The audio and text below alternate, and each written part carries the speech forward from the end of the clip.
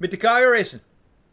You may be able to hear the storm raging outside. It is not a different storm. This video is recorded just a few moments after my previous video. I want to return to boxes. The concept of boxes. And right now I want to talk about language. Language by necessity, words by necessity, and concepts by necessity exist in a box because it's necessary for us to communicate efficiently and hopefully eloquently. But when we redefine words and concepts to suit our political agenda, and by political I'm not talking about Democrat, Republican, I'm talking about political in a wider sense, in that you are trying to socially engineer an outcome. That's what I mean by political in this case. So we redefine, and this is the word I want to focus on right now, hate and hate crime.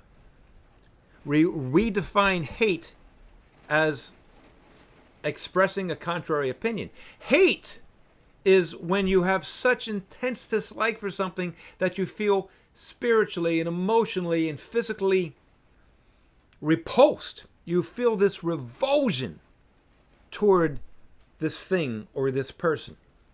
You feel sick. It's just something that you want no part of. And so often, when it comes to these topics, especially gender politics, questioning whether or not your expression of and your gender identity, right? Your expression of gender identity, your embrace of a gender identity over that of biological objective fact, that's characterized as a hate crime. Where is the hate? Now, I know there are people out there that actually feel hate toward people that are different from whatever their group may be. Could be sexually, could be culturally, skin color, that kind of thing. I've seen those folks on YouTube. I've heard those folks. I overhear them conversations, out on the street. I'm going to say in my entire life, or at least let's say in the 21st century, okay? I can honestly point to fewer than 100 persons. And I am well traveled. And I like to talk to people. It's easy for me to start a conversation. Fewer than 100 people. That's astounding. And yet, we got to tick off those boxes, right? Or tick off those check marks to put somebody into a box. And say, well, if you question this, if you actually say these words in this actual sentence, in this order, then you are a hateful person. This is hate. And I have read and know of people that they lose their reputation, they lose their financial backing, they lose their jobs, they lose careers because of expression that so many people are calling hate right now. Here's something to get your mind around. There are so many people that don't feel that feel that whatever you want to call it, cancel culture, political correctness, progressive movement has gone too far. They will admit this to each other. They will admit this behind closed doors, but not publicly, because if they do so publicly, they take the risk of being canceled. They take the risk of being accused of being hateful. I take the risk of doing that because I know that I'm not hateful. I know that I'm a loving, compassionate, empathetic person. And I know that I'm dedicated to truth. I know this.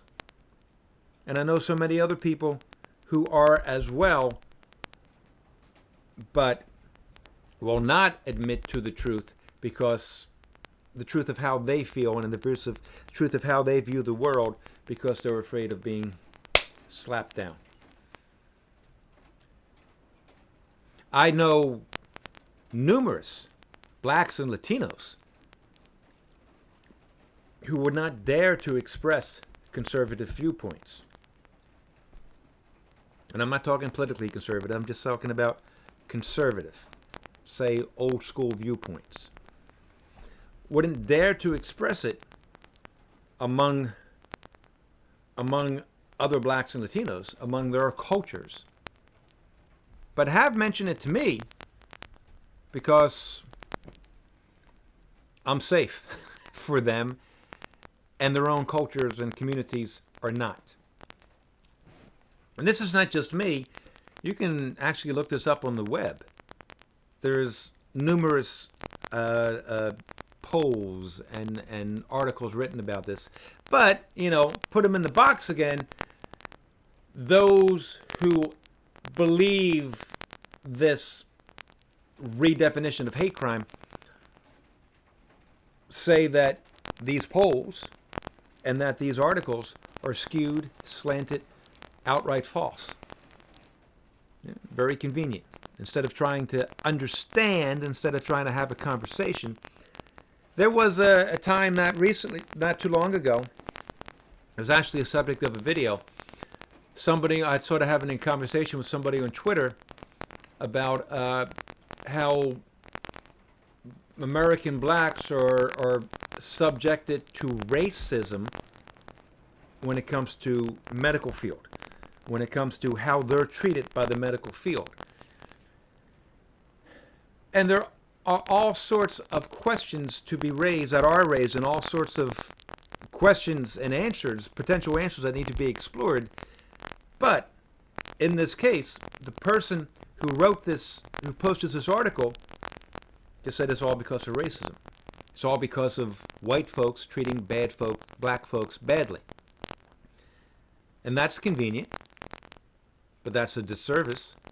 Because what if the alleged racism is addressed, and yet black Americans still continue having the same problems, the same issues? Then I guess you can just dig in your heels and say, well, this is because of systemic racism that goes back generations, not millennia, but hundreds of years. But it also leaves you with unanswered questions. And once again, being dependent upon a white person to allow a black person to fulfill his or her agency. This is not, it's not hate to raise these questions. It is not hate to raise some objections. It is not hate to say, is this really true? It is not hate to say that a transgender athlete should not compete on the team of the gender they identify with. All the rules are changing, and if you question these rules, you're accused of being a very, very naughty, bad person. This has nothing to do with being a bad person. Trying to figure things out and trying to move forward as a community, as a nation, was what we have been doing. I'd have to say, through the entire thread of American history, we've been doing it very well. Unfortunately, we started out very, very badly, but we've been doing it very well. And we've been doing it well because we question and we work out compromises, and we work out, maybe compromise is not the right word, but we work out solutions that, a consensus, there's the word. We work out a consensus to work toward a solution and a better society. Don't call working for a better tomorrow hate. Call it love. Peace. 4 fingers. Love.